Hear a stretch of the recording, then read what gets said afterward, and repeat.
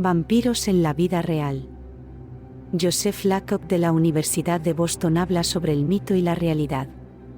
Según el experto en estudios religiosos Joseph Laycock, los vampiros son más que iconos de la cultura pop. Existen de verdad. En su libro Vampires Today, The Truth About Modern Vampirism, del 2009, Laycock analiza a adolescentes, madres que se quedan en casa, abuelas y profesionales, todos ellos sujetos sin nada destacable salvo por un pequeño detalle. Afirman alimentarse de la energía de otras personas y, de vez en cuando, beben sangre humana. Los vampiros han capturado nuestra imaginación desde hace mucho tiempo, acechando en las sombras de la mitología y la cultura popular.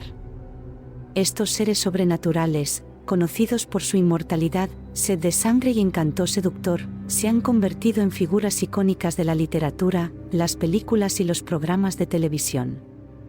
Desde el folclore antiguo hasta los diarios de vampiros modernos, los vampiros han evolucionado y adoptado diversas formas, cada una con sus características y habilidades únicas. En esta guía para geeks sobre los tipos de vampiros, nos adentraremos en el fascinante mundo de los vampiros, explorando sus orígenes, diferenciándolos de otras criaturas. Los clasificaremos en función de su origen, poderes y comportamiento, examinaremos sus rasgos físicos y psicológicos, profundizaremos en su ciclo de vida, habilidades y debilidades, e incluso abordaremos algunas preguntas frecuentes. Prepárate para hincarle el diente a esta exploración inmersiva de los tipos de vampiros. Una conexión con esos mundos invisibles. Área hermética. Vampirismo. Con Mario Pérez.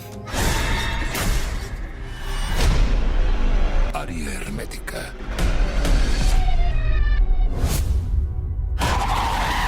Los descendientes de esta gente todavía viven ahí.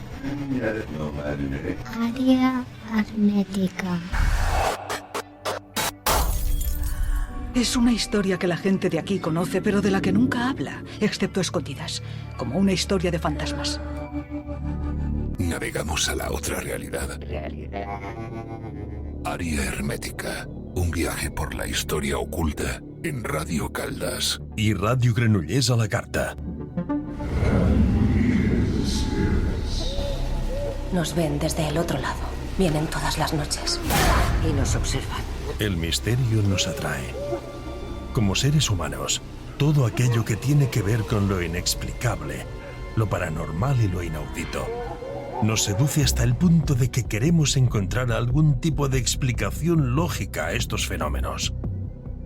Cuando la ciencia no puede explicar fehacientemente un fenómeno, surgen algunas hipótesis más o menos descabelladas sobre por qué eso ocurre. Área hermética. Hacemos camino para intentar poder entender el origen de la realidad.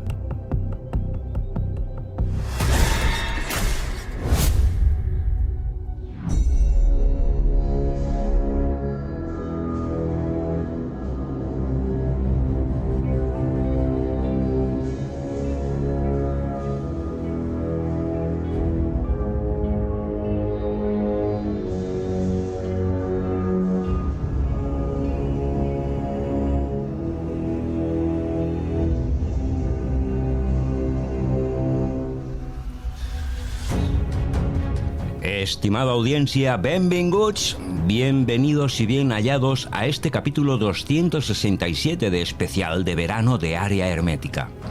Y la verdad que este mes de julio van a salir unos temas muy especiales y sobre todo bien detallados y bien puestos sobre la mesa. Y bueno, esta semana tenemos a Mario Pérez, un investigador grande, ahí el Códice Voynich, la obra que hizo y el programa que él tuvo muy buena acogida. Tenemos por aquí por antena a Mario Pérez. Mario, bienvenido otra vez al programa Área Hermética. ¿Cómo te encuentras? Muy bien, estoy perfectamente y muy contento de estar aquí contigo otra vez. Me gusta mucho tu programa y participar en él, ¿sabes? La verdad que el tema que nos traes hoy es interesantísimo. Vampirismo. Bueno, hay muchos programas, muchos contenidos, pero de la manera que nos lo quieres enfocar es muy diferente a otras cosas que se han difundido por medios, prensa, radio. Pero el vampirismo en la actualidad, Mario, ¿cuánto hace que empezaste a investigar el vampirismo? Bueno, tú sabes que yo investigo muchos temas. He estado 24 años investigando el maldito Voynich y otros temas, Pitágoras, sobre inmortalidad, sobre la alquimia, sobre la masonería, sobre sociedades secretas. Y el vampirismo prácticamente es algo que me llama la atención desde niño. Desde Sudamérica, que se hablaban de vampiros. Porque el vampiro es una figura, digamos, universal. Y el caso de la vampira de Arrabal es uno de los que estudié, empecé a estudiar. Y bueno, en realidad también se dieron unas desapariciones allí en Rumanía de otras personas que eran agentes de la CIA, que fueron a hacer unas investigaciones al Monte Baciu. Desaparecieron 3 agentes. Después enviaron otra misión con 3 agentes más. Y desapareció en este caso, en la segunda ocasión, un hombre y una mujer, y otra que los esperaba en un hotel, pues ya porque estaba enferma no fue con ellos, y entonces decidieron marchar ya a Estados Unidos y dejar aquello un poco como algo imposible. Y no sé si lo han vuelto a investigar. Bueno, yo tuve un contacto con una persona vinculada a ellos, y entonces, como sabía que yo me dedicaba a hacer investigación de lo paranormal, me dijeron: mira, ha pasado esto, ¿cuál es tu opinión? De hecho, han desaparecido sin dejar rastro. En principio iban a hacer un parque de atracciones basado en la figura del conde Drácula, y entonces recorrieron algunos de los sitios que tenían que ver con ello, digamos, allanaron el camino por la inversión de capital que después tenía que hacer la Disney allí. No sé si se ha hecho, creo que sí se ha hecho el parque, pero no en el sitio donde en principio querían hacerlo y la gente que quería hacerlo. Nos hablas de Baciu. Entonces, lo digo, sí, estoy hablando de Rumanía. Pues allí está considerado el bosque de Oia Baciu el lugar más encantado de Europa, porque ahí se han dado muchísima clase de fenomenologías, historias, hombres lobo, entidades, gente que ha desaparecido, el círculo magnético que hay en medio del bosque de Oia Baciu. Bueno, es interesantísimo. Ya dediquemos un programa. No, pero en este caso, ya te digo, lo que estamos hablando es de espías que van a ir a investigar y que desaparecen. Entonces, esa gente no suele creer en fenómenos paranormales, aunque sí, hace años atrás se hicieron y se siguen haciendo investigaciones en torno a la zombificación, por ejemplo, y les llama mucho los temas paranormales o la llamada guerra psíquica, ¿no? De los fenómenos así paranormales.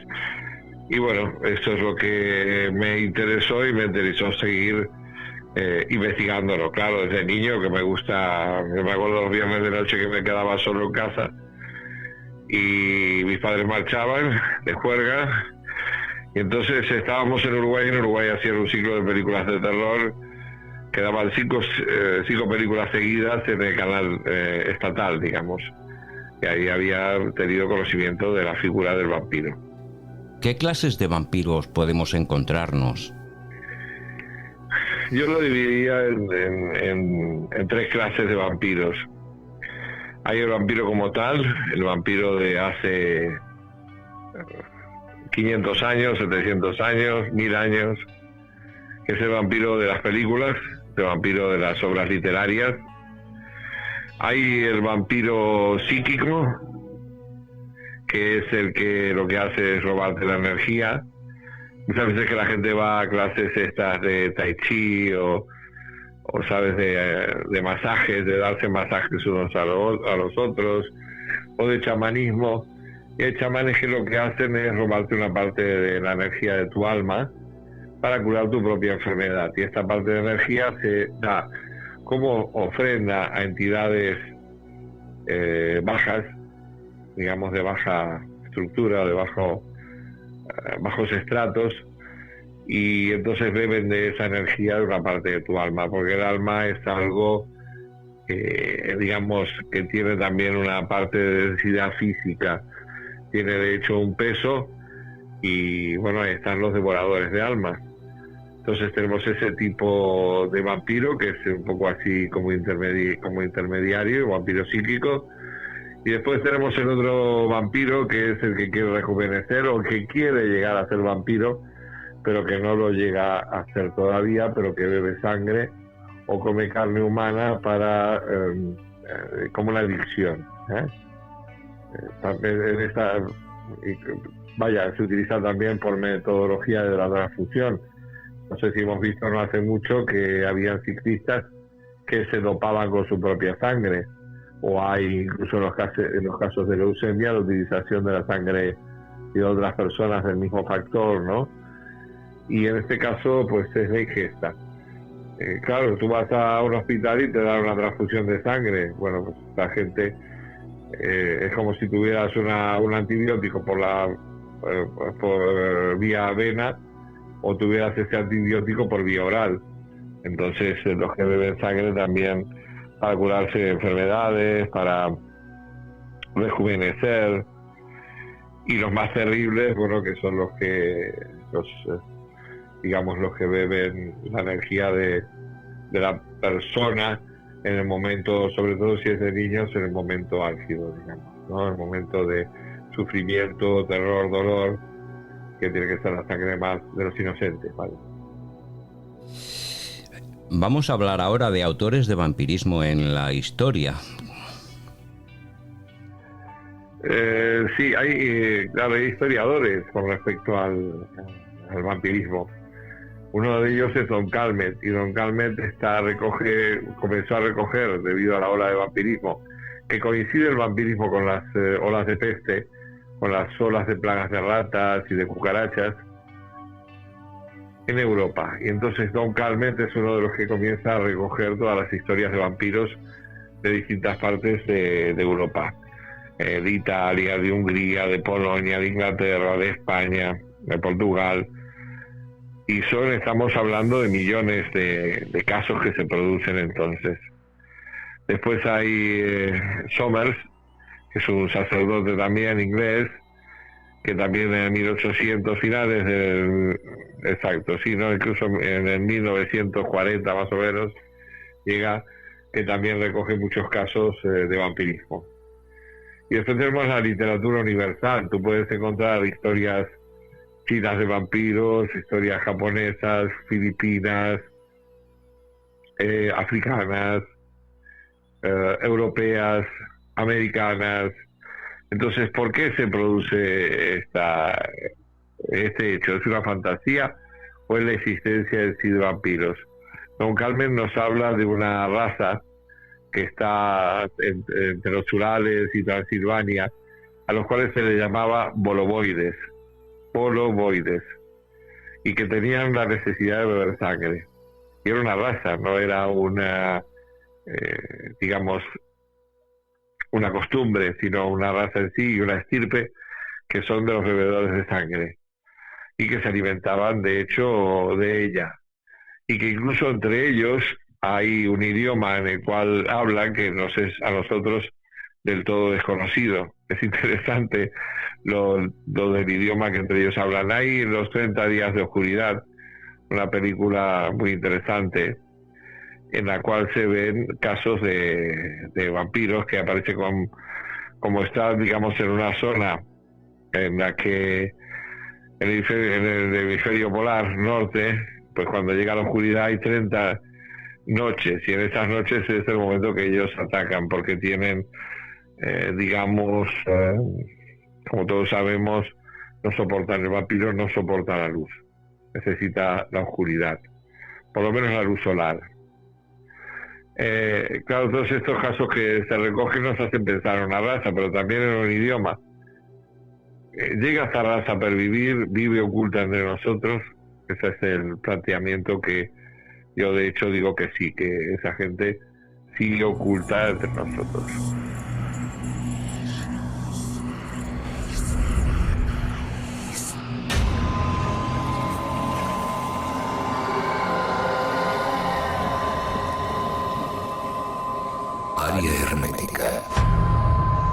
Naveguem per les ones d'altres mons, on intentem connectar amb el nostre origen primordial. La forma d'aquest món tan complex ens enfronta l'ofec de l'ésser ignorants, els enigmes i misteris, l'origen dels mateixos i la capacitat individual de l'ésser poden acostar-nos a aquesta altra realitat. Àrea hermética. Una recerca d'altres realitats.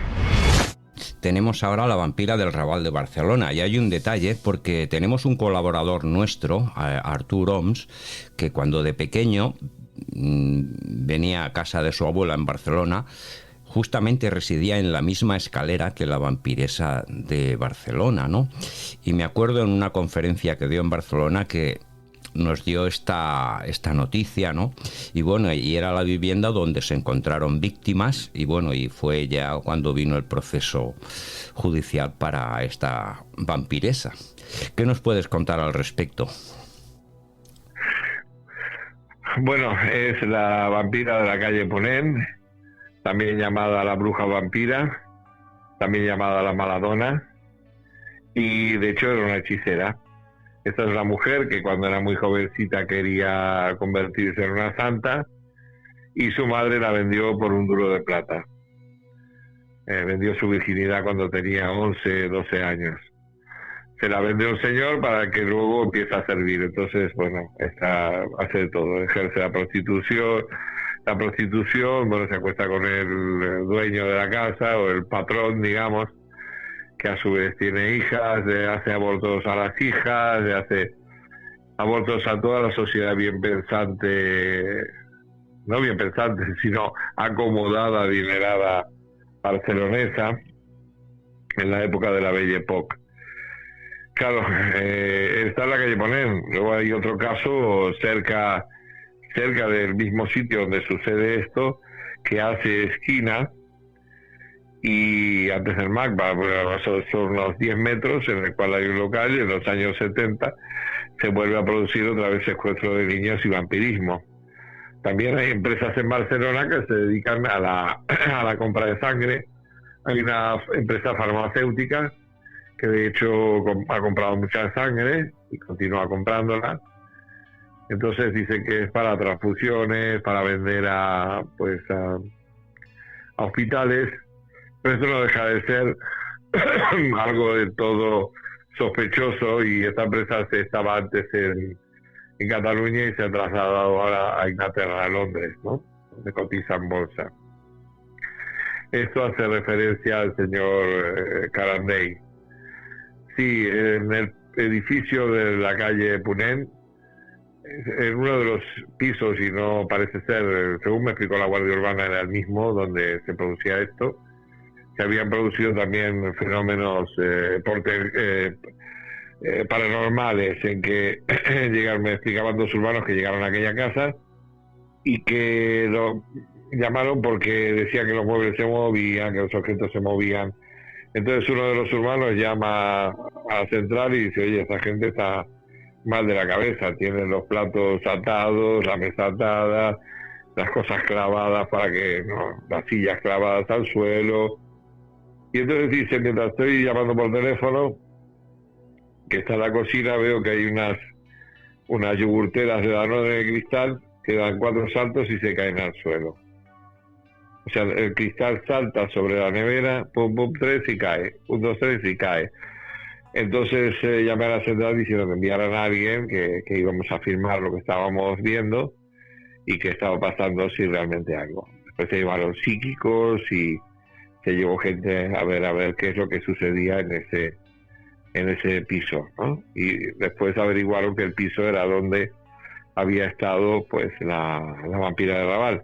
Pero la vampira de Raval estuvo en varios pisos. Estuvo en la calle del Valnom, tenía un rincón en donde ella y el Joan Puigdemont, un pintor, dilapidaron cerca de 200 niños. Estamos hablando de una asesina en serie brutal.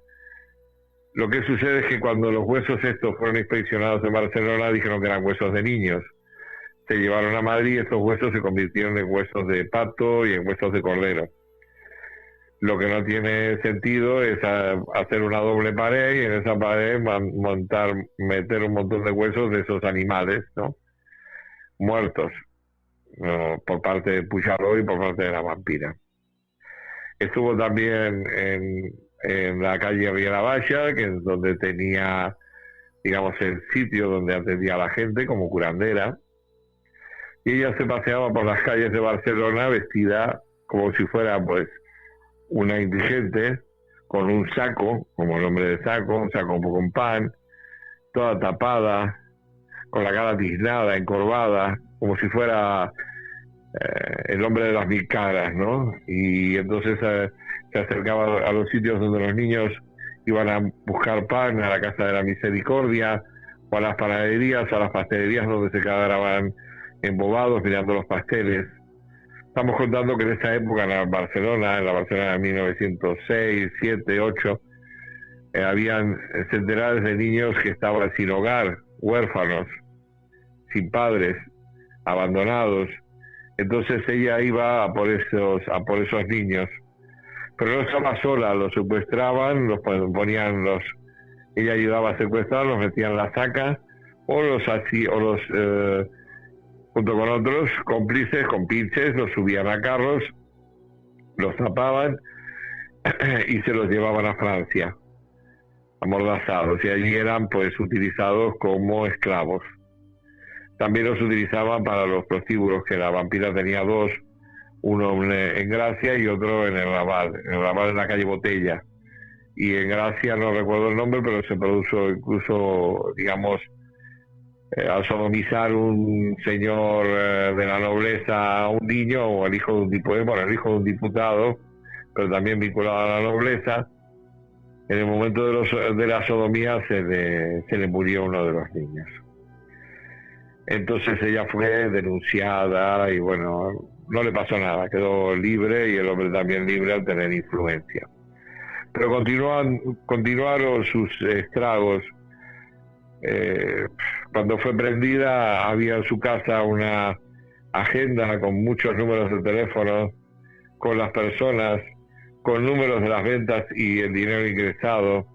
Porque imagínate tú la Barcelona de aquella época en que la gente padecía de una enfermedad terrible que era la tuberculosis, la sífilis y la anemia. Entonces, ante estas enfermedades ella decía tener la curación, porque ella hacía aborto, juraba el mal de amores, bueno, muchas cosas. Y utilizaba a los niños para sus prostíbulos, los utilizaba para hacer ungüentos, y entonces los vendía a la gente. Cuando iba al liceo con sus mejores galas, porque ella tenía un palco en el liceo, imaginemos que es una niña venida sin dinero y que aquí llega a amasar una fortuna. Cuando tenía el palco en el liceo, pues se veía que alguien tosía o se codeaba con la gente de más dinero, digamos. Y entonces les ofrecía que vinieran, que fueran a su consulta. Le decía, uy, mire, su marido tiene esta tos que no me gustará, que pase por allí que yo tengo solución. Ahí sí me han encontrado que está con esta enfermedad tan grave que es la tuberculosis, ¿no? Y la solución pues era esta, beber sangre de niños. Y esta práctica se ejercía pues en aquella Barcelona, en los que habían unos que eran muy ricos, y otros que vivían en la pobreza, hacinados en el barrio chino, que es donde sucede todo esto, en pisos en los que vivían pues personas durmiendo en el suelo de las habitaciones, en pisos de 40 metros cuadrados, pues podían vivir 40 personas tiradas así en el suelo, unos al lado del otro, ¿no? Hacinadas, sin mantas, sin colchones. Entonces la pobreza era enorme. Y por el otro teníamos toda aquella Barcelona del modernismo, del esplendor, de las señoras que lucían sus joyas. Luego todo esto daría nacimiento pues a un odio interclasista entre ricos y pobres, donde el anarquismo sería la parte más promotora y quizás sangrienta en contra de, digamos, de la burguesía, de esa burguesía tremenda, ¿no? Imagínate que en el liceo llevaban carros, y cuando llegaban carros pues había niños pobres que abrían las puertas de estos carros a los señores y a veces los invitaban a subir a estos carros, que era el caso de la vampira de Raval, que invitaba a los niños a subir a su carro, a un carro de caballos, pero de señora. Ya no era el carro tirado de caballos donde los niños iban amontonados. Esta fue una cosa terrible, porque Barcelona siempre ha tenido algo de ligazón. Lo encontramos en las historias naturales a Juan Perucho, que Juan Perucho habla de la familia Báthory, que al llegar aquí a Cataluña se cambiaron su nombre por el de Batllori. Y así hay otras muchas familias, y cuyo emblema es el dragón verde. Eso es importante, la Orden del Dragón Verde. Después hablamos un poquito de ella. Las simbologías, digamos, de los murciélagos, de los vampiros y eso. Sí, después comentaremos cuando llegue esa cuestión, la tocamos. Cataluña, vampiros en Cataluña. ¿Hasta dónde podemos llegar con el vampirismo en nuestra comunidad? Bueno, ahora sabes que hay otro de los señores que era el famoso mago que fue Saporta, hoy Estruch Saporta, que fue expulsado de Aragón por prácticas, digamos, de magia negra y vampirismo. Entonces venía a vivir en Barcelona, en la calle esta que hace bajada cerca de la Plaza Cataluña, entre la Plaza Cataluña y Urquinaona, que lleva su nombre, Estruch Saporta, y ahí irá a vivir este famoso mago que se fue acusado por la Inquisición de vampirismo. No sé si real o no real, pero aquí salvó la piel, y que después sería enterrado cerca de la zona de la Junquera, en un pueblo pequeño, por allí donde está, digamos, el campamento militar de Sasebas. Hay un cementerio en donde están enterrados sus restos, y donde algunas de las personas actuales que son de casas vampíricas o sociedades vampíricas van determinados días a rendir culto a su tumba. Un culto que es ritual. ¿Hasta dónde llegamos ahora con el caso de los vampiros? Bueno, en Barcelona hay 3 sociedades vampíricas. Una es la Casa Byron, y que también pues se beben. Ellos dicen que beben sangre entre ellos, que ellos se las comparten, y trabajan en conocer determinadas técnicas, como la hipnosis, por ejemplo, la lectura de la mente. O sea, puedes entrar en tu cabeza. Eres tú quien puedes. Hay la famosa frase esa que dice: invítame a entrar. Si me invitas a entrar, pues entonces ya soy, digamos, ya eres víctima del vampiro. Y bueno, entre ellos dicen que beben sangre entre ellos y la comparten, pero no sabemos hasta qué punto eso es cierto o se excede hacia otros espacios.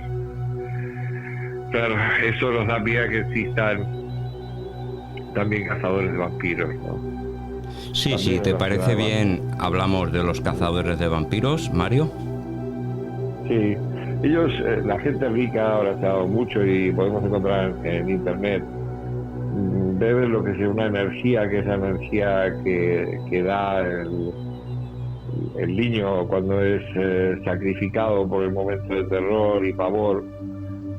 Y entonces, no sé cómo se llama, ectoplasmia o tiene un nombre así, y al recoger el miedo pues tiene, digamos, unas propiedades que son rejuvenecedoras, pero esta gente no hace otra cosa más que lo que ya hacía el lugarteniente de Juana de Arco, que se llamaba Gilles de Rais, que era una especie de barbasur tremendo, que hacía lo mismo, abusaba de los niños sexualmente, y en el momento en que él tenía el orgasmo le cortaba el cuello y bebía de la sangre de ellos, o la sangre era, digamos, colocada en una copa para hacer después bebida. Bueno, este ejemplo, que viene ya desde la antigüedad, que es un ritual muy, vaya, de 2000 años, se sigue haciendo, lo hacía Gilles de Rais, lo volvía a hacer la bruja vampira, la Enriqueta Martí, que además Enriqueta Martí tenía muchos libros de magia negra cuando fue detenida, y un cuchillo, y bueno, con todos los restos propios que están en los juzgados, o sea que realmente era así, aparte de que haya gente negacionista, y la gente mismo negacionista lo que están haciendo es defender a determinadas élites gobernantes, que son las que siempre los manipulan de una manera o de otra, que los hacen creer que hay una cosa, como dice la frase en catalán, que es Juan Beura o Volan Fe Beura veces per perdius, ¿no? Nos quieren hacer ver algo que no es, cuando en realidad nos están haciendo otra cosa, ¿no? Nos manipulan, vaya, de hecho. Entonces estas 3 sociedades vampíricas persisten aún hoy en Barcelona. Yo te he enviado las fotos también de un vampiro que se dice el nombre, que tiene unos 300 años, que es pintor, que se dice que estuvo en las guerras carlistas de 1800 y algo, y que tiene a su vez una pintura de otro señor que era vampiro, que formaba parte de, digamos, o se movía mientras se movían las tropas napoleónicas. Todo esto nos recuerda un poco al manuscrito encontrado en Zaragoza de Jean Potocki, a Francisco de Goya, que Goya, sabes que bueno, después de morir a los 3 días abrieron su tumba y le cortaron la cabeza, y como a los vampiros les separaron el cuello. O Jean Potocki, el famoso escritor que acabo de decir, que había sido amigo de Goya y que se suicidó con una bala de plata para no transformarse ya bien en vampiro o en lobo, porque hace el mismo efecto la bala de plata sobre la cabeza, ¿no? No hace mucho, hace pues unos 4 o 5 años atrás, quizás más, de 4 o 5 años atrás, se saldó o se subastó en eBay un maletín que había pertenecido a un obispo de Transilvania, que era un maletín de cazador de vampiros. Este maletín pues tenía todos los objetos pertenecientes, una pistola con balas de plata, tenía pues un crucifijo también de mismo metal, tenía agua bendita, tenía polvo de ajo, tenía un preparado que se hace a base de destilado de rosas. Curiosamente Nostradamus inventó también un jabón para limpiar a los enfermos de peste, que se hacía primero se hacía en jabón, un jabón natural, pero se utilizaba un destilado de rosas, ¿no? Porque también se decía que tenía un poquito que ver un elemento con el otro, ¿no? La peste con la llegada de vampiros. A ver, que me estoy yendo un poco del tema. Vamos a pasar ahora a Juana de Arco y Giles de Price. Lleva historia. Guíanos un poco. Sí. Bueno, Juana de Arco, tú sabes que fue, creo que al final sería quemada por la Inquisición, creo recordar, como bruja, porque tenía alucinaciones, tenía celoglasia o podía hablar con varias lenguas a la vez. Pero a mí me parece que esto no era algo así, digamos, tan grave, sino que son conocimientos que tenemos las personas que a veces se pueden desarrollar. Pero Giles de Rice, así lo explica J.K. Husband, quiero recordar Al revés, la obra Al revés, estoy hablando de memoria, que habla del lugarteniente de ella, que una vez se retira, comienza a secuestrar niños varones además, porque hay el proceso también de pedofilia es un caso de pedofilia homosexual, no coge niñas, ¿no? Así como la Bathory se bañaba en sangre de mujeres, ¿no? Que también la hacía, mantenía de jovencitas, mantenía relaciones sexuales con ellas y después las degollaba para usar su sangre y bañarse con ellas. Bueno, y desde Rice lo que hacía era usar la sodomía con estos niños y, como he explicado antes, cortarles el cuello para beber su sangre, libarla en una copa, y lo que quería conseguir con ello era la inmortalidad. Tenía muchos libros de alquimia, y la alquimia nos muestra distintos procesos. Algunos podemos hablar de un proceso más o menos claro para conseguir la inmortalidad, y después un proceso oscuro en el cual se hay la utilización de la sangre y del vampirismo. Entrar, digamos, por la vía oscura, que es la vía del demonio, en la consecución de ser inmortal. No deja de ser algo curioso. Incluso la vía clara, digamos, de la alquimia no es del todo clara, por eso Nicolás Flamel o todos los que han conseguido hacer la piedra filosofal después han dedicado muchísimo dinero a lavar su conciencia o a lavar lo que podríamos llamar, entre comillas, sus pecados, haciendo grandes obras de caridad, haciendo muchos colegios, haciendo, pues 13, en este caso 13 colegios, 20 hospitales, 7 iglesias, 3 cementerios. Eso es el caso de Nicolás Flamel, que dedicaba ese oro que hacía, ese oro que hacía y para el cual la llevaba su mujer Perennel, porque siempre para hacer, digamos, la piedra filosofal se necesita de un hombre y de una mujer para dar nacimiento a la piedra. Por eso, porque es el hijo, la hija del sol y de la luna, la piedra filosofal. Entonces él tiene una raíz que también era una persona muy entendida en la alquimia, seguía ese proceso alquímico, pero vinculado al vampirismo. Era de hecho, pues eso, un vampiro.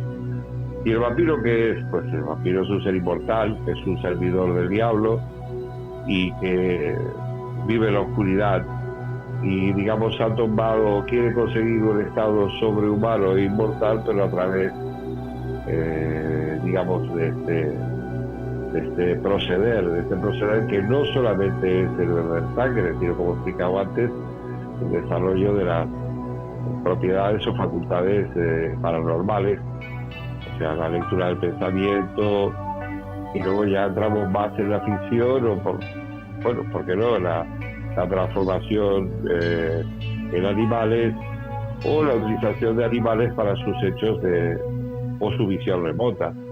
La transformación en animales, que también se ha dado, por lo menos mucho, en historias, y te puedo explicar que no tanto en historias. La transformación que puede ser no solo de apariencia física, sino que la persona se siente imbuida por otro animal, por otro ser.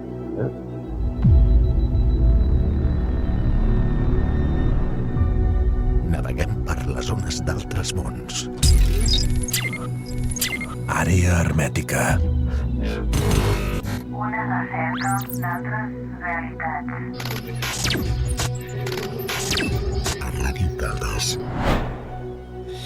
Hace tiempo, Mario, 4 años hará aproximadamente, teníamos un investigador, Eduard Andrés Navarro, que hace 4 años, pues bueno, falleció, y él nos hablaba de la zona del Pirineo francés y nos comentaba, por ejemplo, el caso de Rennes-le-Château, como en el cementerio, pues bueno, se habían violado pues muchas tumbas, aparte de que el abad Saunier, Berenguer Saunier, en su época, el famoso cura de Rennes-le-Château, también había modificado tumbas.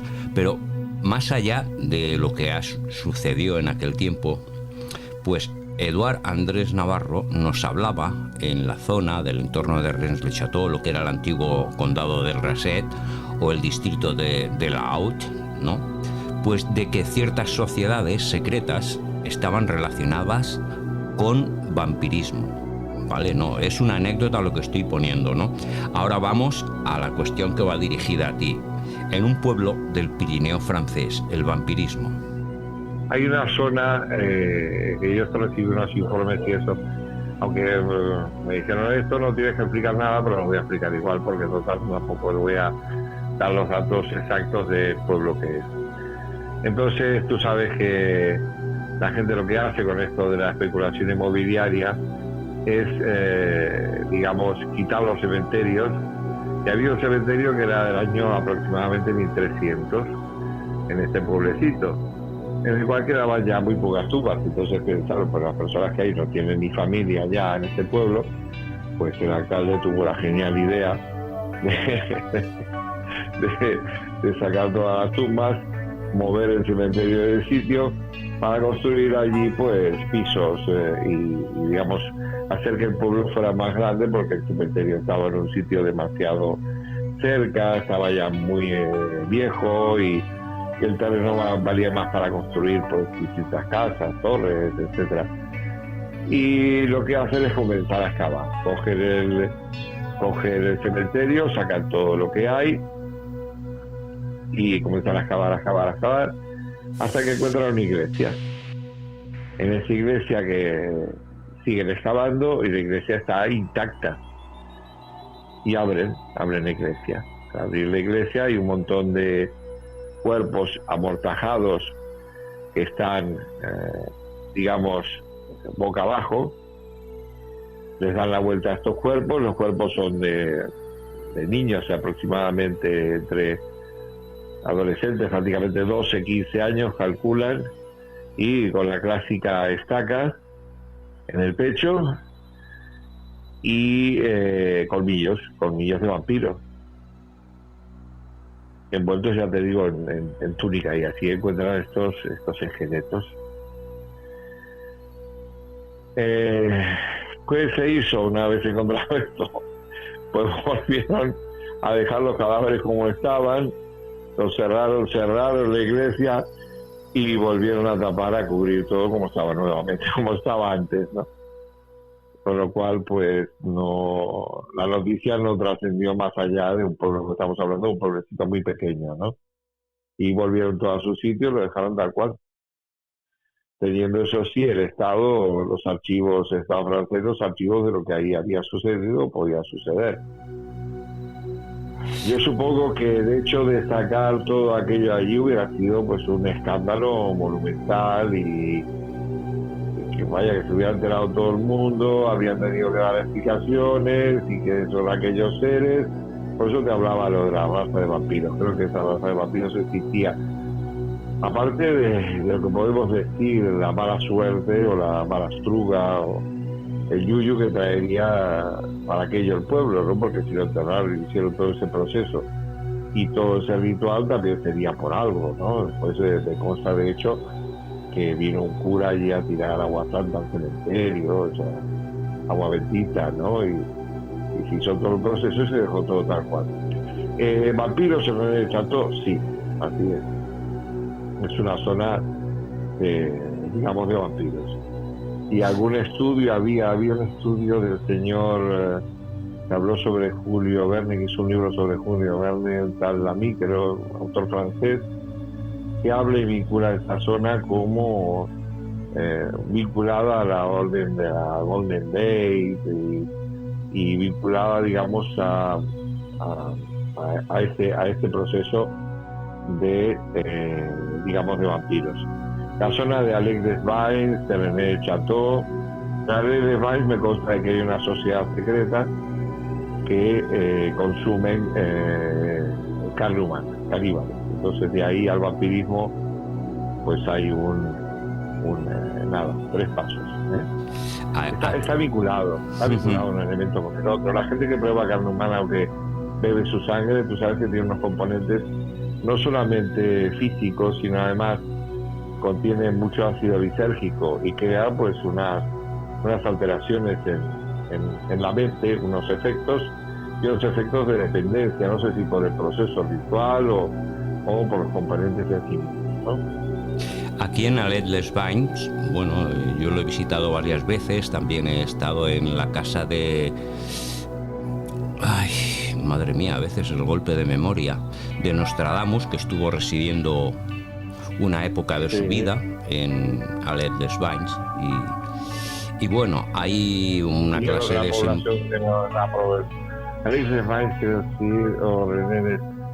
Sí, Alès-les-Bains es donde estuvo él, y después una población que está, tenemos en el Chateau, y tenemos a 7 kilómetros por montaña la otra población, que es donde se produce esto que te acabo de decir. Que tienen una cosa un agua santa, que va la gente allí a hacer budismo con el agua caliente que cae de la montaña, sí, agua tibia. Sí. Nos referimos a la localidad de Rennes-les-Bains, que bueno... Exacto, Rennes-les-Bains. Esta es la localidad a la que yo me quería referir, no a Alès-les-Bains de la población donde estaba la casa del judío, que era la casa de Nostradamus, y delante está la iglesia, y en la rosaleda aquella, en el vitral que hay delante de la iglesia, delante de su misma casa, está la estrella de David, la estrella de Facebook. Sí, bueno, de hecho ahí en Rennes-les-Bagnes hay un hotel que ciertas sociedades van cada año, incluso vienen de Israel, de países de alta clase, de como Emiratos Árabes, saudíes, vienen allí. Y ahí en la primera curva que te encuentras ya cuando entras... Y hay un espacio, sí, el Hotel de las Logias de Francia. Sí, fíjate que hay un caso que con Albert Carol hemos hablado más de una vez. Justamente en la entrada donde empieza el parking hay una curva, ¿vale? Y en esa curva hay un pegote grandioso de hormigón, pero no como muro de contención, sino que resulta que estaban haciendo ampliación del parking y, pues bueno, hubo un desprendimiento y encontraron como un templo, lo catalogaban como romano. Y esa misma noche cerraron el pueblo, vallaron la zona y vinieron máquinas con hormigoneras, hicieron muro de contención y lo taparon. Y estaba todo esto gestionado por militares. Bueno, es que la zona de Bugará, Rennes-les-Bagnes y todo esto, hay mucha historia. Bueno, podemos entrar en la realidad, en la ficción, porque bueno, muchas personas tela. Es un lugar que ha traído mucho. Hay un detalle que te quería comentar. Tú conoces la localidad de Caldas de Montbui, has estado. Pues bueno, me acuerdo que sobre el año 1977-78, ¿sabes dónde está la plaza de la iglesia, no? La iglesia de Santa María. Pues bueno, estaban haciendo una obra pública para modificar pues la cloaca, ¿no? Y justamente delante de la puerta de la iglesia de Santa María pues estaban haciendo excavaciones.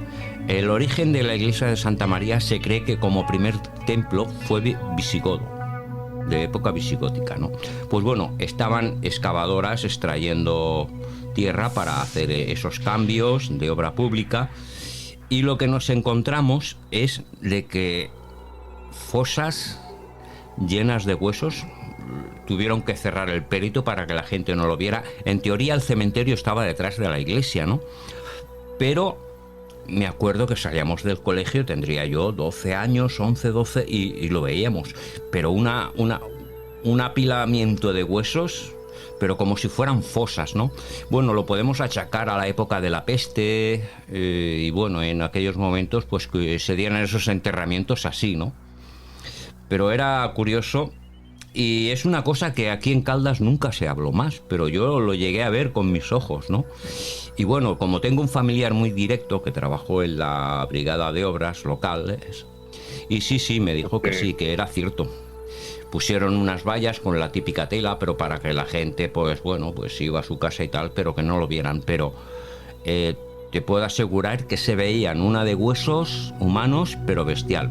Y supongo que sería, pues bueno, una época de las plagas estas que hubo, como la peste negra y muchas más cosas. Bueno, vamos a pasar a cosas más interesantes. Sí, no, bueno, lo que dices de Caldas es interesante pues, también, porque yo sé de cosas allí también, porque mi mujer es de la familia Valle, y los Valles son bastante famosos por allí por Caldas, vaya, que tienen las semillas y los riegos y bueno, y sus antepasados pues vivían en la casa del que habría sido, no sé cómo le llamaban, la casa de un religioso, pero antes de ser casa de un religioso había sido una casa en la que habían vivido brujas, varias brujas. ¿No querrás decir la casa del Bisba, la casa del obispo en la calle Barcelona? Exacto, sí. Vale, de acuerdo, sí. Bueno, vamos a contar una cosa.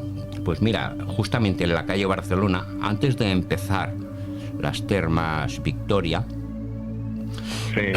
perdón, pues bueno, tuve un compañero de trabajo, bueno, y estaban, pues bueno, haciendo una excavación, no sé qué estaban haciendo, pero bueno, que rápidamente encontraron como una habitación con unos grabados interesantísimos, bien conservados, de época romana. Y bueno, lo que pasa siempre, los llaman al taller, oye, hacer 4 o 5 vigas aquí, que metemos aquí hormigón y esto que no se vea. Porque todo aquel perito de la calle Forn y la calle Barcelona, las obras públicas, ojo, nadie quiere. Y cuando encuentran algo, hormigón y fuera, porque bueno, la Generalitat se da cuenta, patrimonio cultural y arqueológico, y te pueden amargar la vida en tu propiedad, ¿eh? Sí, allí se dice que había vivido una bruja que era pintora y que, bueno, había hecho murales y cosas también. Eso es lo que he oído yo, pero bueno. Volviendo al tema de René Nesvines, sí, yo he estado, y eso que no me acordaba del nombre, y eso que he estado viviendo allí 6 meses. Yo primero me alojé en un hotel, después en otro hotel pequeño, y después alquilamos un apartamento, y entre unas ocasiones y las otras puedo decir que son 6 meses los que más o menos estuve permaneciendo por allí, investigando y estudiando. Y hay cosas que yo vi allí increíbles que no puedo explicar porque me tomarían porque estoy mal de la cabeza, por loco. Entonces prefiero no explicarlas, pero te digo que hay cosas increíbles. Y lo que me has dicho de la gente esta que se reunía en este hotel de las logias, sí, ahí hay gente, y te digo yo que no son gente de luz, sino gente de oscuridad los que allí se reúnen, y que se reúnen también en determinadas fechas, ¿no? En el San Juan, por ejemplo, y para hacer rituales de magia negra, y la sociedad secreta que hay allí, que yo estuve investigando también, pues ya te digo, son gente venidas de toda parte del mundo, pero no son gente, digamos, angelical o buena o bondadosa, hay gente muy oscura, ¿eh? Bueno, de hecho, en una de sus escapadas, Albert Carol, a la zona, ¿vale?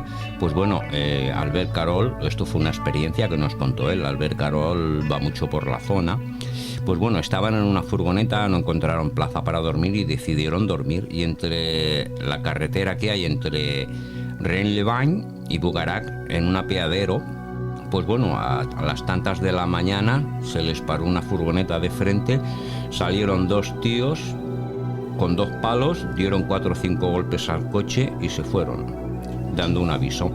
Después Albert me comentó que hay una persona que se ha cruzado muchas veces, y son de estas personas que están a la guay, que es lo que pasa de esas personas que vienen y meten la nariz más adentro.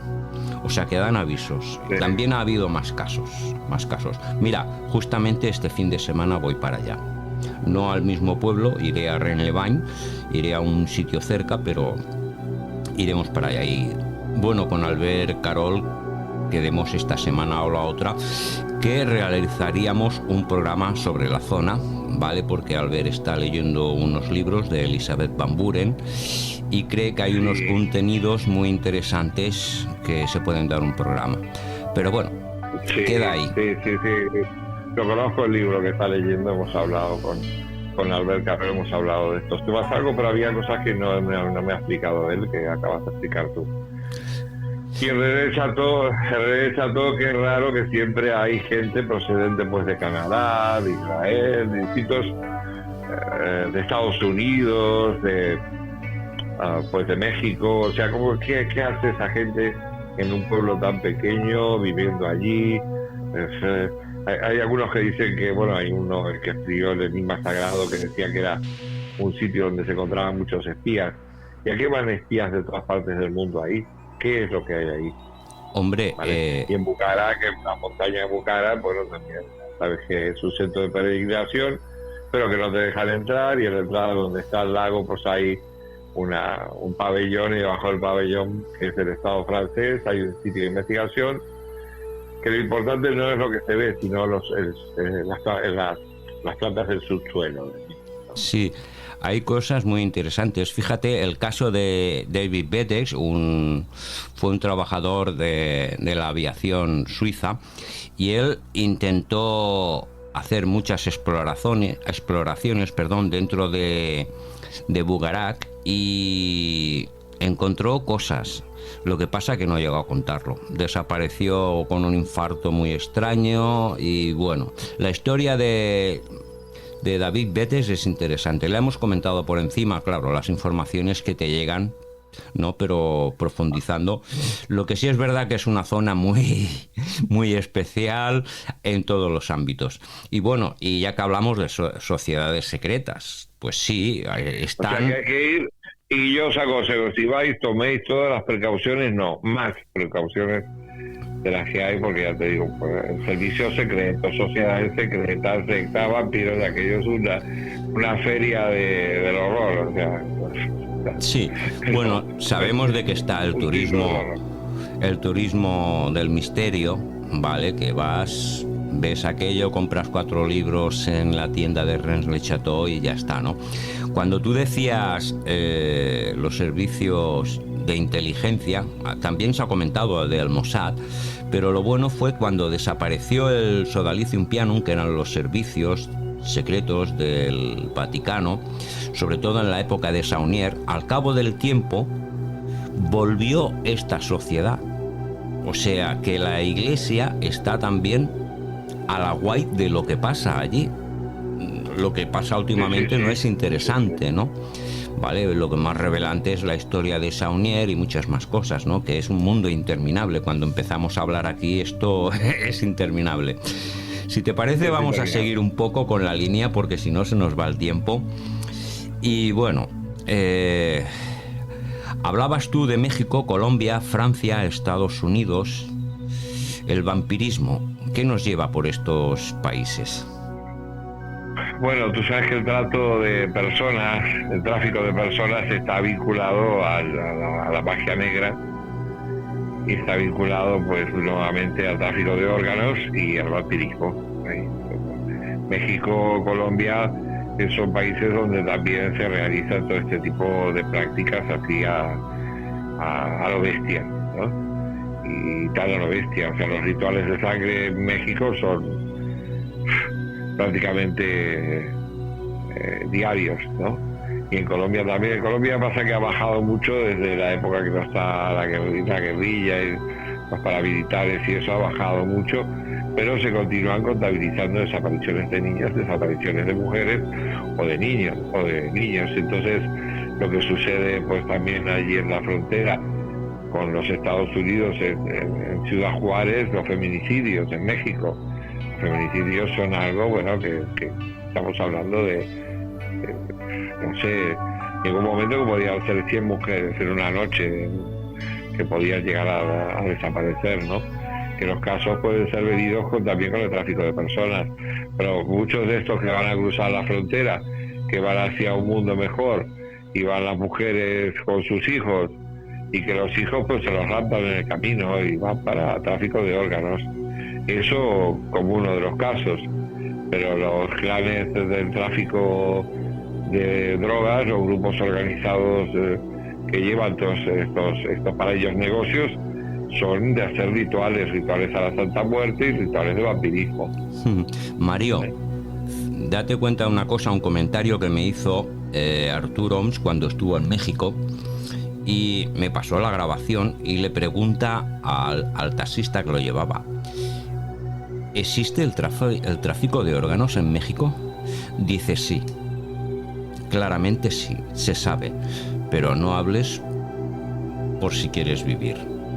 O sea, cualquier movimiento de palabra te puede costar la vida, pero el hombre le dijo sinceramente sí, y lo sabemos muchos, pero no lo podemos decir, claro, porque... Y después son algunas clínicas de Europa, de estas de gente pudiente, volvemos a lo mismo, que son los que no tienen ningún problema en comprar un hígado, comprar un corazón, comprar el órgano que sea, para ser sustituido por el que tienen, digamos, Y para ir un tráfico, imagínate que la inmigración, pues hay gente que desaparece, que no se sabe, no, fue para Europa en una barcaza y ya no vino nunca más. O sea, o en el caso de la guerra, ¿no? De los niños ucranianos que salen huyendo de la guerra, o las familias, pues hay desapariciones, pero que se contabilizan a centenares, no es poco. Una amiga de una amiga argentina que trabaja para las Naciones Unidas y que vino precisamente a investigar el caso de desapariciones, ¿no? Aquí a España, porque España era uno de los paraderos de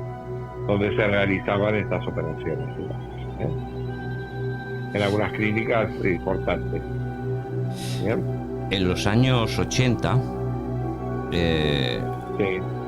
en la zona del Clínico, se llegó a comentar de que cierto grupo oscuro, donde estaba el departamento de cadáveres, que se ponían allí, o de terminales, y esta gente, cuando la vida ya se finalizaba de las personas terminales, había un grupo de personas que iban a cazar una energía.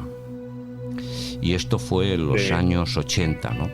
O sea, hasta qué punto ciertos grupos, ya sea magia negra o lo que sea, es una locura lo que pueden llegar a hacer, ¿no? Y justamente esta gente son de un estatus de clase alta, no es cualquiera. No es cualquiera, no, es que un obrero no tiene tiempo para pensar en hacer estas cosas, tiene que decir, tengo que trabajar un poco más para poder pagar la luz, pagar la hipoteca, porque pasa que esta gente que está aburrida y que tiene medios, pues hace todo este tipo de cosas. Son gente que gana dinero fácil, o gente que se mete pues en el mundo de la delincuencia organizada y que cada vez es peor y que acaba haciendo rituales de magia negra, no son, digamos, de blanca o hijos de Dios o hijos, digamos, Bueno, vamos a ver. La oscuridad siempre va en aumento. La oscuridad siempre va en aumento. O sea, cuando uno se mete en algo oscuro, el delito va creciendo como si fuera un globo, digamos. Desde luego que sí. Ya vamos camino del final. Mario, vampiros y el negocio inmobiliario. ¿Qué implica todo este tema? Bueno, antes que te hablé de Cazador de Vampiros, una vez cogí un taxi cuando iba a Onda Cero, a un programa de radio, y mientras iba para allí se ve que el hombre me había escuchado en algún programa nocturno que hacíamos, en el que participaba mucho, y cuando se hacía allí en Onda Cero y después en Punto Radio, y entonces me dijo, llevaba un montón de papeles, y si venía al caso de nada me dice, oígame usted que es periodista, ¿no? Me digo, sí, soy periodista, desde que me conoció la voz. Dice, mire, que me quería hacer un comentario sin parecer yo una persona desquiciada. ¿Usted cree en los vampiros? Digo, sí, yo que creo en los vampiros y creo en todo lo que pueda hacer doble y que se someta, digamos, a la razón y a la ciencia y al estudio, ¿no? Que no sea, digamos, algo de invención o de locura, sino no irracional, sino que dé pie al pensamiento, a la explicación, a saber el qué y por qué. Y lo maravilloso, pues, desde el punto de vista positivo, como también desde el punto de vista negativo, lo oscuro, existe. Entonces el hombre me dijo que había estado con un cazador de vampiros y que con su taxi lo llevaba de un sitio al otro de Barcelona, que lo dejaba en casas, en edificios aparentemente vacíos, pero que dan la apariencia abandonados. Y bueno, entonces me fue explicando los sitios donde iba, cómo lo acompañaba, cómo le pagaba por adelantado, y que llevaba un maletín de cazador de vampiros, que le había enseñado, que le había explicado muchas historias sobre vampiros, que le había hablado pues de autores que hablan del mismo, Bram Stoker, Tolstoy, por ejemplo, Lovecraft, y no solo de literatura, sino también de hechos y de cosas y de protección, etcétera. Lo llevó a una casa abandonada en Mallorca y el hombre pues desapareció. A dar horas y horas y horas, y aquel se fue a denunciar a la desaparición de vampiros a la comisaría. En la comisaría se quedaron riéndose de él en Palma de Mallorca y dijeron, usted está loco. Eran las 2 de la mañana, entonces hicieron esperar, los policías estuvieron esperando a que amaneciera, fíjate, pero tomaron la risa, pero estuvieron esperando a que amaneciera para acompañarlo a aquella casa donde este hombre pues había entrado, ¿no? El taxista y nada, la casa estaba impecable, nueva, digamos, forzado un poco, no forzado, sino que hay policías que saben abrir las casas, ¿no? es un allanamiento de morada, pero si es en el caso de buscar a una persona desaparecida o un crimen, se puede hacer. Entonces no había nada, no había rastro del hombre, y entonces el taxista ya perdió el contacto. ¿Por qué lo digo? Porque para tener un refugio donde esconderse, los vampiros necesitan casas, necesitan espacios. Y ellos salen de noche, generan mucho dinero porque viven centenares de años. Y forman parte de una estirpe, como he dicho antes, y de una raza. Y ya en Drácula apuntamos de cómo Thomas Harker va hacia Transilvania para comprar el castillo del conde Drácula y a su vez para comprar propiedades en Londres. Necesitan sitios de refugio y siempre están vinculados a eso, a negocios de compra, venta, inmobiliario y también a las antigüedades, porque son poseedores de antigüedades y de joyas antiguas, y de obras de arte. Mario, si te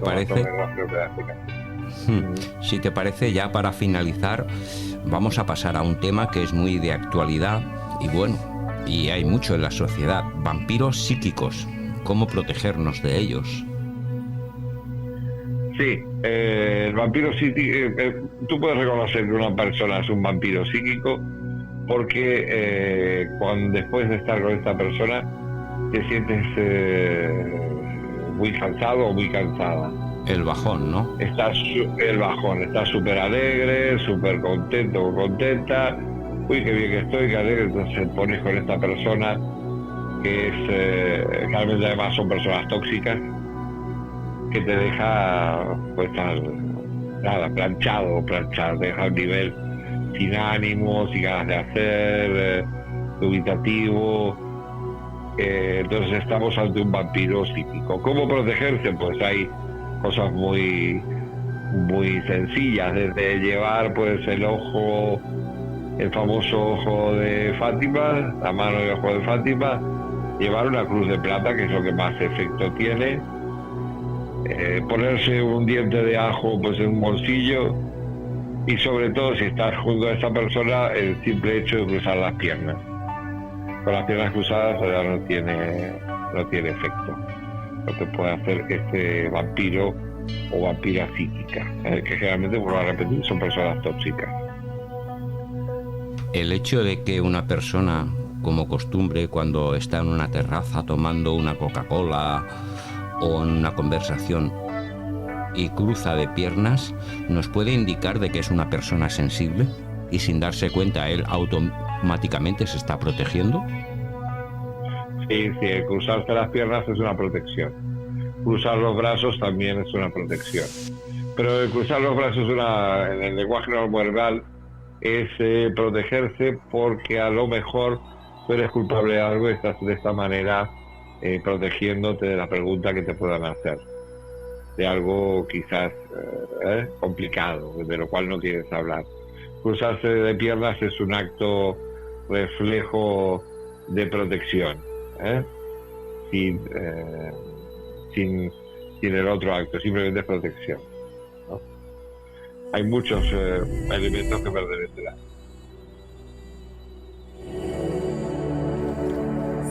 Y bueno, Mario, estamos llegando ya a los últimos minutos. ¿Alguna conclusión interesante que quieras destacar antes de finalizar el programa? Sí, yo tengo un amigo allí en Suecia que es un profesor, es una persona muy culta, escritor, que se llama Gonzalo, y que tuvo una experiencia así como él me explicó en Suecia, de estos 30 días de oscuridad con una persona que se apareció pues semidesnuda, caminando sobre la nieve, con una camiseta nada más, y con un rostro blanquecino tremendo y golpeando las puertas de las casas, de los portales, ¿no? Y que él de hecho no le abrió, pero dijo, bueno, esto me lo habré imaginado. Pero después fue a visitar a los otros vecinos y los otros vecinos también recibieron, digamos, el llamado de este vampiro. Conclusión, los vampiros existen y se ocultan, pero están entre nosotros, y lo que tenemos que hacer es protegernos. La mejor protección, ser buena gente. Pues muchísimas gracias, Mario. Hemos hecho un viaje interesantísimo y creo que los oyentes tienen un campo muy, muy, muy importante para aquellos que quieran encontrar respuestas. ¿Tienes alguna recomendación de algún libro importante de literatura vampiresca para oyentes que les pueda interesar, títulos o algo? Bueno, el texto fundamental que aparte de ser una obra digamos de terror, o es una obra literaria que podemos considerar un clásico, es Drácula. Y Drácula, leerlo, que esté la versión completa, o sea, porque hay versiones que están cortadas, la versión que agrega, donde su mujer agrega muchos textos que no están en otros, o sea, buscar la versión completa. De Don Calmet, buscar sobre brujas, sobre vampiros, el libro sobre vampiros, se trata de los vampiros, y algunos tratados sobre hombres lobos y vampiros. Estas me parecen las podríamos decir, las 3 obras más importantes que me vienen hacia la mente, ahora. Pues hay otras muchas. Sí, sí. Pues hay otras muchas obras que se pueden buscar, pero que no son, que sirvían un poco, que son un poco más. Y luego he hablado de la obra de Tolstoy, la obra pues de Nikolai Gogol. Imagínate que son autores rusos. Y una obra fundamental que creo que leáis es la versión completa del manuscrito encontrado en Zaragoza. Ahí vais a encontrar de todo, desde la cábala clara, porque también hay una cábala que hace magia negra, bien, hasta la cábala oscura y vampiros, de todo vais a encontrar cosas, movimientos que se repiten una y otra vez. Creo que es una de las obras fundamentales de la literatura europea, escrita por Jean Paul Tolkien. Y después, si queréis saber sobre vampiros, ir y mirar Los Caprichos de Goya. Los Caprichos de Goya os hablan de licántropos, brujas y vampiros. Pues muchísimas gracias por este viaje, Mario Pérez, investigador y autor. Solo queda decir que para la próxima temporada esperemos tenerte otra vez por aquí, por estos buenos contenidos que nos has ofrecido a toda la audiencia y, como no, también a nivel personal. Mario, muchísimas gracias por los aportes del programa de hoy. Gracias a ti, gracias a todos, y ya sabes que estoy para servir para lo que necesites, o cualquiera que quiera hacer preguntas, que también se ponga en contacto conmigo si quieres. Un abrazo bien grande te doy, muy agradecido por tu atención y aún por tu interés por saber sobre lo desconocido. Pues muchísimas gracias. Seguimos temporada el mes de julio en estos especiales de verano. Fins aquí el programa d'avui. Vampirs, estimats cercadors, apreciados buscadores, no paramos, solo agosto, ¿cómo se nos ha puesto el tema? Y por eso hoy hemos hincado el diente en el ajo con vampiros. Mario, un fuerte abrazo y próximamente en septiembre pues ya diseñaremos alguna aventura más tan interesante.